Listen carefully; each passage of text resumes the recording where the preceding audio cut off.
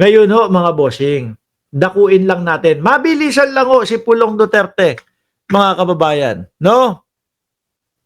Kasi po, yung merong sinabi si Browner, sa pagkakatanda ko, na yung mga missiles natin ay aabot daw ho ng China, mga kababayan. Ngayon, nagpahayag si Pulong, mga boss chief sir, Congressman Paulo Pulong Duterte, mga bossing, doon po sa pahayag ni General Browner ito.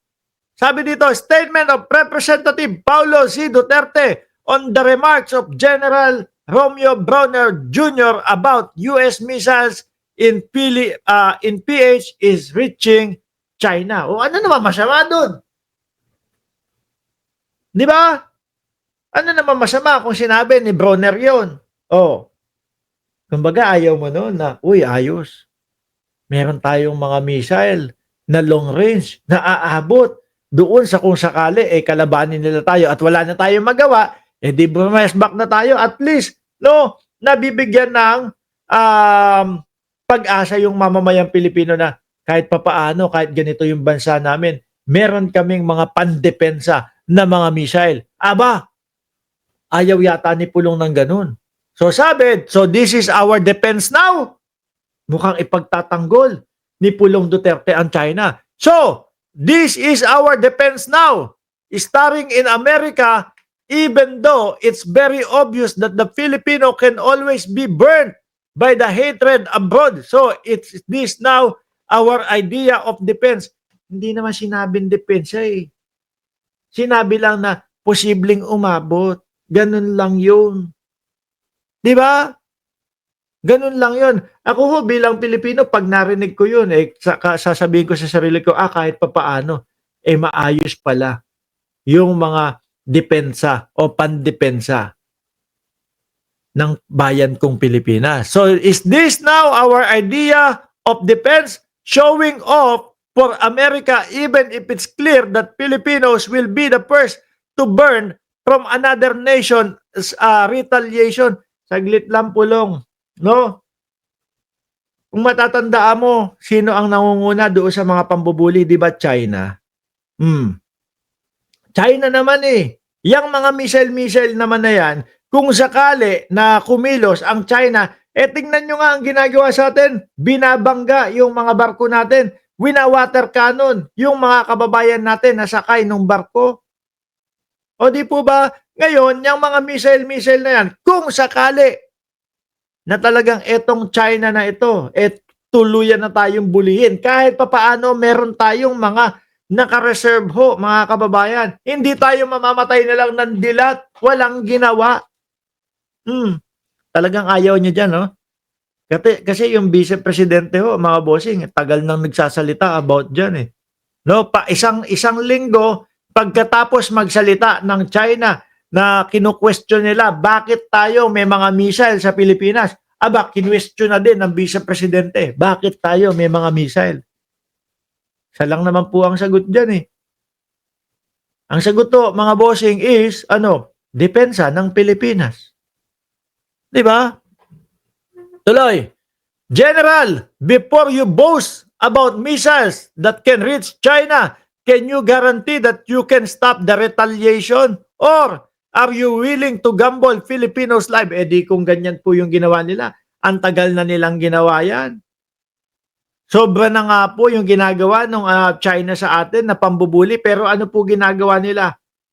Hindi po kumikilos para hindi mag-umpisa yung digmaan po. Diba? Sobra-sobra na po ang pagtitimpi. Tapos sasabihin mo pa yan, Pulong. Or are you willing to gamble Filipino lives just to show that you are close to your bosses? Or are you willing to gamble Filipinos lives just to show how close you are? Siguro pag ang presidente ay si Inday Sara Duterte at sinabi ng China, ganito, ganyan ha, kukunin na namin kayo. Siguro kakabahan na yan, ibibigay na lang ho ang natin, ang bansa natin sa China. No, kasi sa nakikita natin, doon sa kanilang mga sinasabi at doon sa kanilang mga reaksyon ho, mga bossing, ay tipo bang parang Kapag ka nagsalita ang China, kapag ka merong sinabi ang China, eh susunod na lang ho ang Pilipinas. Kung sila ho ang presidente. Kung sila ho ang nakaposisyon, mga bossing. Eh kaso lang ho, mapalad tayo. Kasi may Bongbong Marcos na nakaupo bilang presidente ho, mga kababayan. Di ba? Kaya po hanggang ngayon, pati po yung mga West Philippine Sea ay patuloy na ipinaglalaban po ng ating bayan. Sabi ni Miko Boys, yes, please proceed. She. She. It's all yours. Yan ang sasabihin. She ni, gaganon pa yan, di ba?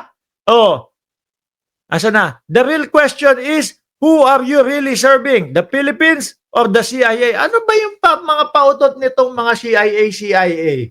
Ano ho? Pati doon sa dating Pangulong Duterte, kesyo daw ho, yung pagkakakulong, CIA daw ho ang may kagagawan, etc. Ano yung mga pinag-aano nitong si Pulong na CIA? No? May mga bagong naratibo na naman po ba sila, mga bossy? Tuloy. Nasaan na ba?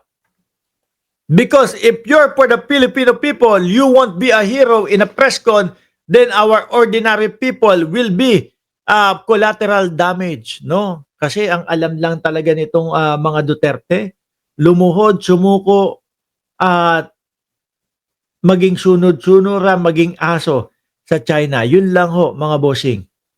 No? Hindi, wala yung mga wala ho yung tipong diskarte, mga kababayan, na tipong, inaano nyo kami ha? Ginaganyan na kami. O sige, papakitaan din namin kayo ng pwersa namin. Papakitaan din namin kayo ng labas. Na, kumbaga, hindi po parang ibinibigay na lang natin o isinusubo na lang po natin ang bayan natin doon sa China. Binubuli na nga tayo. Parang gusto mo pa magpabuli. Di ba? Tsaka, Pulong, kahit papaano naman, merong mga nakasuportang bansa sa atin at hindi tayo basta-basta magagalaw ng China. Kayo talaga.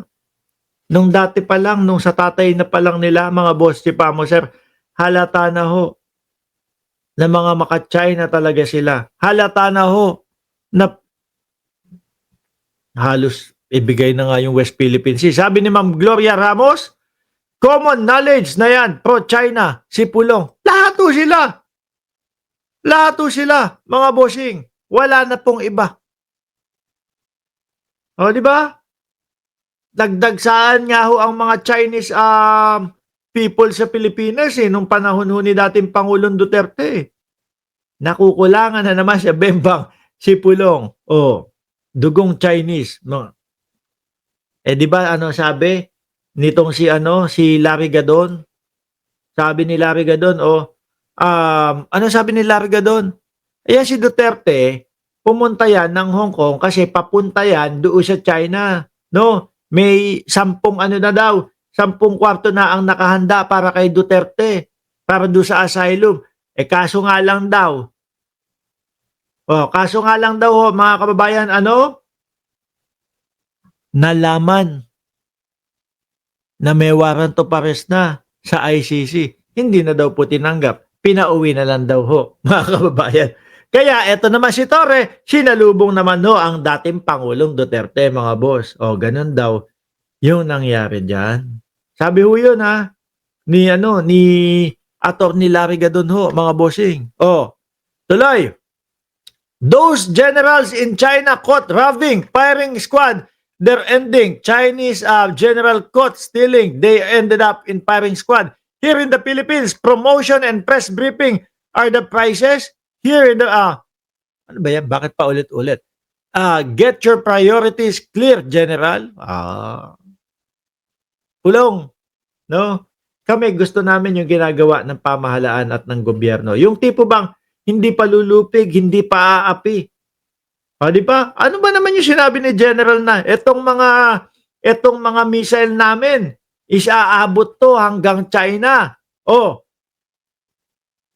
Para kahit papaano naman, kabahan naman din sa Pilipinas ang China na hindi basta-basta nila tayo makokopo o hindi nila basta-basta tayo ay mauubos na lang o mapapalayas o sasakupin na lang basta-basta. Pag ginawa nyo yun, kahit na maliit ang damage namin sa inyo, meron kaming paglaban.